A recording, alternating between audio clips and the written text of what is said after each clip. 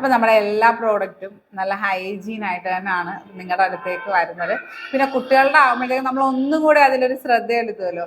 അപ്പോൾ ഇതേ വാഷ് ചെയ്ത്, വാഷറുണ്ട്, വാഷറിൽ വാഷ് ചെയ്ത് നമ്മൾ ഇതിനകത്ത് വെച്ചിട്ടുണ്ടായിരുന്നു ഉണക്കാനായിട്ട്.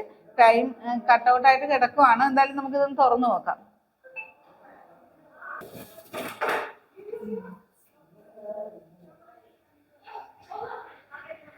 അപ്പോൾ അതേ നല്ല ചൂടിൽ കിടക്കുവാണ് കേട്ടോ സാധനം. ഇനി പിന്നെ ഇത് കഴുകി വാഷ് ചെയ്ത് കയറ്റാൻ പറ്റുന്ന സാധനങ്ങൾ പിന്നെ ബാക്കി കുറെ പൗഡറായിട്ട് തന്നെയാണ് കയറുന്നത്.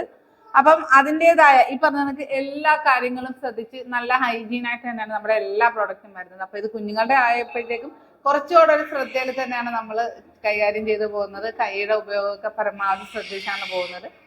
അപ്പം നമ്മുടെ മൂന്നാമത്തെ പ്രോസസ്സിംഗ് എന്ന് പറഞ്ഞാൽ വാഷിംഗ് കഴിഞ്ഞു, അതുപോലെ തന്നെ ഉണക്കൽ കഴിഞ്ഞു. ഇനിയിപ്പോൾ വറുത്തുകൊണ്ടിരിക്കുകയാണ്. ഇത് നമ്മൾ പൊടിക്കുന്നതിന് മുന്നേ ഒന്ന് വറുത്തെടുക്കും, അതുപോലെ തന്നെ പൊടിച്ചതിന് ശേഷം ഒന്ന് റോസ്റ്റ് ചെയ്തെടുക്കും കേട്ടോ. അപ്പോൾ അതേ നെക്സ്റ്റ് ഇത് നമ്മൾ റോസ്റ്റ് ചെയ്തതിന് ശേഷം അത് പൊടിച്ചുകൊണ്ടിരിക്കുകയാണ്.